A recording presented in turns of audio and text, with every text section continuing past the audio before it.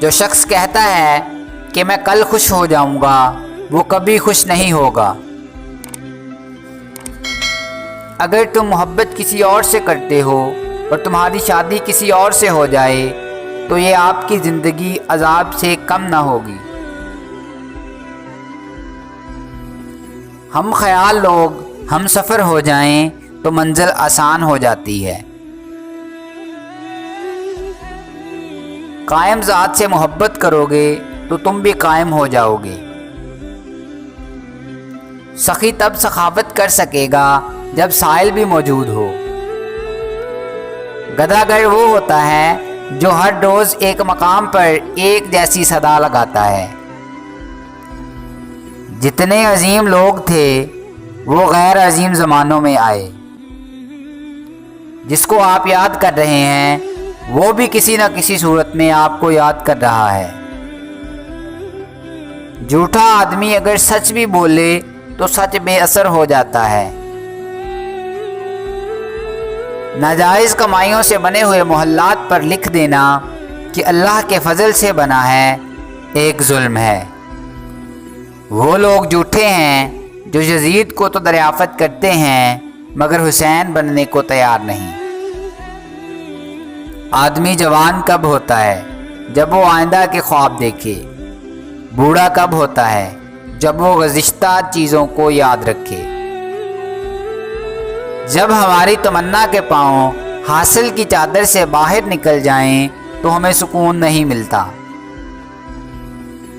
جہاں پر اللہ تعالیٰ کے سامنے جواب دہ ہیں وہاں آزاد نہ ہوں، اور جہاں آزاد ہیں وہاں پابند نہ ہونا۔ اپنی ہستی سے زیادہ کام کرنا ہلاکت ہے اور اپنی ہستی سے کم کرنا بددیانتی ہے۔ ہر دن کی قیامت ہر روز شام کو ہو جاتی ہے۔ زندہ رہنا چاہو تو موت قیامت ہے، اور اگر مرنا چاہو تو زندگی قیامت ہے۔ ایک آدمی دلیری سے سچ بات کرنے لگ جائے تو باقیوں کا چھپا ہوا سچ ظاہر ہو جائے گا۔ دین سے اس طرح محبت کرو جس طرح دنیا دار دنیا سے محبت کرتا ہے۔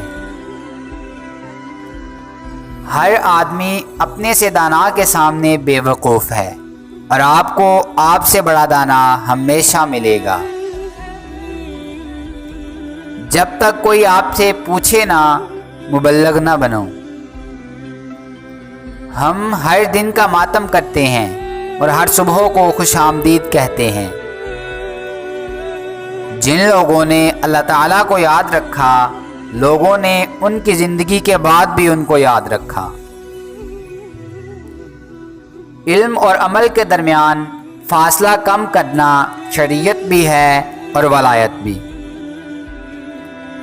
اگر علم عمل کا شاہد نہ ہو تو علم حجاب اکبر ہے۔ نااہل کو اہلیت کا مقام مل جائے تو اس کی جان بھی خطرے میں ہوگی، ایمان بھی۔ اگر ایک ہاتھ اللہ تعالیٰ کے لیے رکھ دو تو سارا وجود ہی اللہ تعالیٰ کے لیے ہو جاتا ہے۔